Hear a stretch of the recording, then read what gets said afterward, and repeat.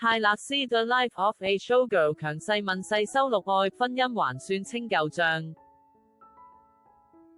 美國流行樂天后泰勒斯迎來新的閃耀時期，她今天推出自己第12張錄音室專輯 The Life of a Showgirl， 其中收錄一系列關於愛、婚姻、成功及算清舊賬的輕快流行歌曲。法新社報導，儘管這張專輯仍充滿內省思緒，內含的12首新歌展現出更輕鬆愉快的泰勒斯 Taylor Swift。這位35歲的歌手與身為職業美式足球 NFL 堪薩斯酋長隊球星的未婚夫海爾西 Travis Kelce 熱戀。他成功買回過去所有音樂作品的母帶版權，並對自己破紀錄的時代巡迴演唱會 The Eras Tour 感到自豪。泰勒斯在洋溢夢幻氛圍的新歌 Wishlist 中唱道：我只想和你在一起，生幾個孩子，讓整個街區的人都長得像你，讓我夢想裝着籃球框的車道。在泰勒斯跟美國流行歌手莎賓娜·卡本特 Sabrina Carpenter 合唱的專輯同名主打歌中，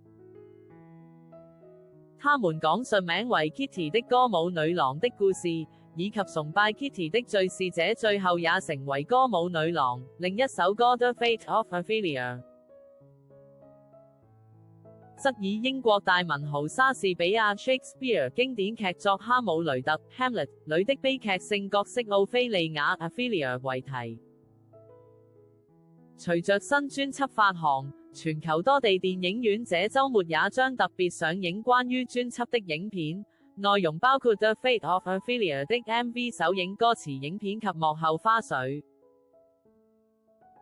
根據美國娛樂新聞網站 Deadline， 這波戲院快閃放映會的票房預估將落在3000萬至5000萬美元之間。The Life of a Showgirl 目前已上串流平台，並創下音樂串流平台 Spotify 的專輯預先儲存次數最高紀錄，打破泰勒斯自己上一張專輯折磨詩人俱樂部 The Tortured Poets Department 去年才刷新的紀錄。泰勒斯推出新作前指出，這張新專輯來自我人生中最快樂、狂熱與戲劇性的時刻。他的廣大粉絲將仔細研究歌詞和其他專輯內容，以尋找更多彩蛋。這些可能隱含信息的字句，也許會透露泰勒斯的生活或未來計劃。泰勒斯下週將開始巡迴各大脫口秀節目宣傳專輯。